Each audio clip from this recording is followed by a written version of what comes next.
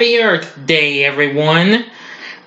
Well, I thought I'd give everybody a very special review today for this special occasion, and that movie is going to be a surprise for this here Earth Day. So get ready for it. Big D's Entertainment Rankings and Reviews. So greetings, my fellow YouTubers, and welcome to Big D's Entertainment Rankings and Reviews. My name is Dole, better known to you as the Big D, with a special review. I wanted it to surprise you, but you'll know when you see the title of the video. So, for Earth Day, I thought I'd bring to you a review of probably one of the most underrated anime features of the 1990s, and that's Ferngully, The Last Rainforest from 1992. The film was originally released by Fox and produced by Croyer Films, Young Cart Productions, and FAI Films. Based on the book series of the same name by Diana Young, this is a pretty fun film. I almost didn't think it would ever come, because considering after I'd watched the trailer for it so much on the video cassette of Home Alone.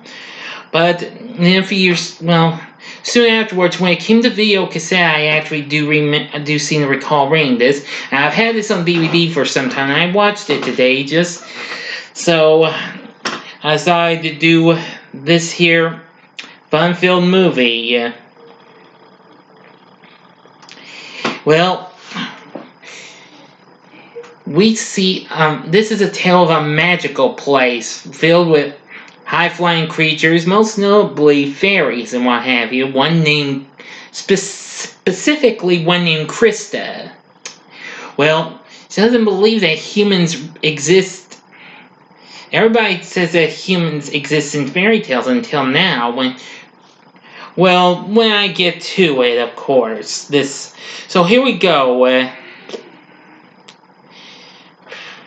Now, Krista is a fairy of curious nature who lives in Ferngully, a pristine rainforest free from human interference. The fairies of Ferngully once lived in harmony with humans, but believed them to have gone extinct after having been driven away by a dark spirit known as Hexes. That's our villain. Krista is the apprentice of Magi, a motherly figure fairy who imprisoned Hexes in a tree. Soon she meets Batty as she's exploring a new part of the forest. Now, Batty is a bat who claims to have been experimented on by humans, giving him a cocky and unstable personality. However, fairies refuse to believe him, except for Krista, of course, who volunteers to investigate the situation. Suddenly, she encounters a young lumberjack named Zach, whom she shrinks by accident. But when she tries to save him from being crushed by a falling tree, though she does not know how to restore him to normal size. And that tree was cut down by a huge machine. Yeah. And if that wasn't enough, Hexes is freed after his tree was cut down by Zach's superiors, Tony and Ralph. Hexes quickly begins to regain his powers by feeding on pollution, and he manipulates the humans to drive to Ferngully. So, Zach meets Pips, a fairy envious of Zach's relationship with Krista. Zach begins to fall in love with her, but hides the true reason that the humans had returned.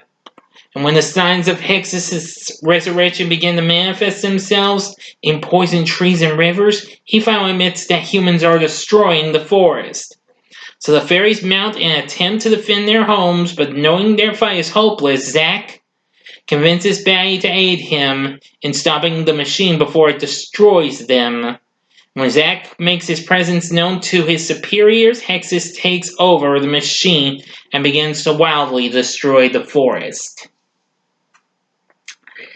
Now then, before I go give the 5-second advisory to stop the video and advance to the time to avoid the ending spoilers, I'm just going to go ahead and tell you that this film is absolutely beautiful for most parts. I gotta say, I loved it. It's absolutely cute. And all that jazz. It does have a pretty good cast of voiceovers. I'll reveal who they are when I'm done. And also talk about the soundtrack, which has some pretty good music as well.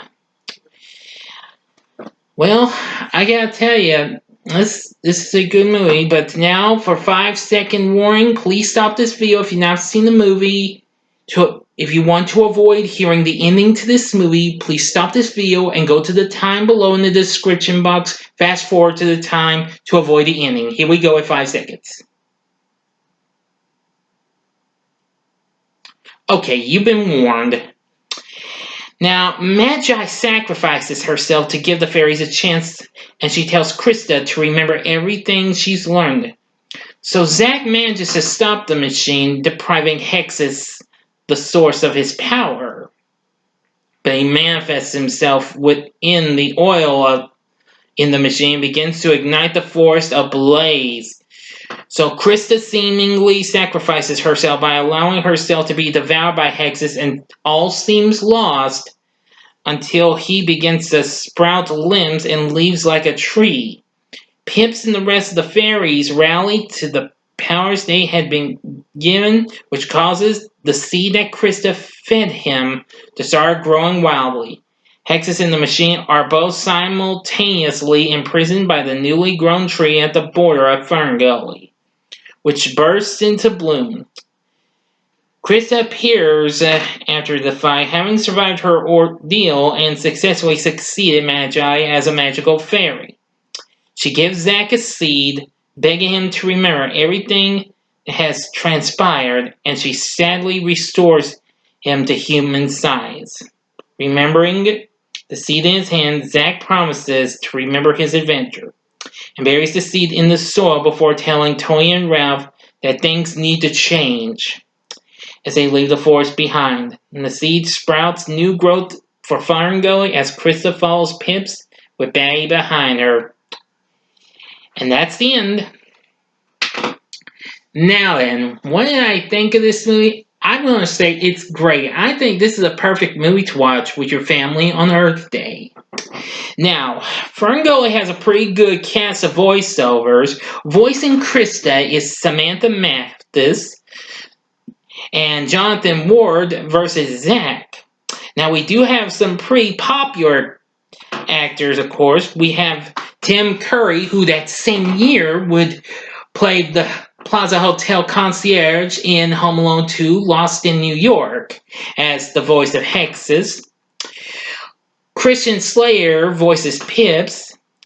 Grace Zabriskie, who I'm sure if any of my horror friends are watching this, that's the woman who played Grace Poole in Child's Play 2, who plays Magi and is also our narrator. And Batty, which his name is Batty Coda, is voiced by funny guy, the late great Robin Williams. Yes, you heard me correctly.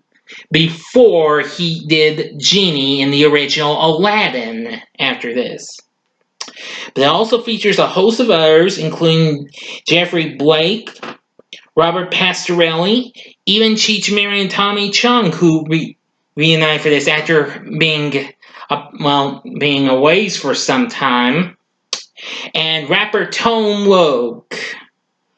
Plus, even Townsend Coleman, who of course was voicing Michelangelo on the Teenage Mutant Ninja Turtles cartoon series at the time. And many more. Now, let me see. Now, the soundtrack, of course, is pretty good as well. It had some good music, including tunes from Sir Elton John, as well as Sheena Easton, and many more. Yeah, Robin Williams even sings, so does Tim Curry, and many others. Now then, I'm gonna say I loved Ferngully. The story is absolutely good. The characters are good. Chris is one of my favorites. Absolutely cute. I love Bay and Zach's good. Hexus is a very good villain. So the question is, would I recommend this movie? Yes, definitely. Check it out. I think it'd be fun to watch this every Earth Day and what have you. Don't watch it a lot, but I'm trying my best to watch it every Earth Day because it is, well, a good movie that teaches everybody to learn about trying to save, well, certain areas of the world and what have you. I mean, after all, we already had some characters helping stop pollution and other things like, Captain Planet and Widget and Zen Intergalactic Ninja even. Actually, now, a fun fact, I've learned this is actually an Australian-American film, as a matter of fact. So, given the fact that you'll see kangaroo in this, yeah. But anyway, now, after this, it was followed by a direct-to-video sequel called Ferngully 2, The Magical Rescue, but none of the original voice casts reprised their roles, and I've heard this is a major disappointment. But anyway, this was Fox's first ever anime feature in a long time, because the only anime feature I recall them doing was the 1976 movie Wizards, which blended both animation and a little bit of live action done by Ralph Bakshi. That's all I can remember, but soon they would give out a few more anime features before they even broke through with Ice Age, which came out a decade later after this. But anyway, what did you think of Ferngully, The Last Rainforest? Please feel free to tell me what you thought about it in the comments section below. Like and subscribe to my channel as well and be a part of the Big D Nation. And of course, I'm still just 2 away from the 200, unless I've already reached it, but I'm not sure if I have. I haven't really checked, but I'm going to. But if not, tell your friends about my channel. I'd gratefully appreciate it. If they're interested in seeing rankings and reviews on movies, TV, music, video games, etc., come to Big D's Entertainment Rankings and Reviews and check me out. Thanks again for watching this special review of Ferngully. Now, if you liked what you saw, you can check out my reviews of some of these other movies that have a real colorful feel. Now, in the upper left-hand corner is my review for, well, one movie that I think helped things out a little bit, but not a whole lot, and that'd be The Smurfs from 2011. You can also check out my vid for the sequel. In the upper right-hand corner is my review of Trolls, and the bottom left-hand corner is a review of the sequel to that from not so long ago, Trolls World Tour.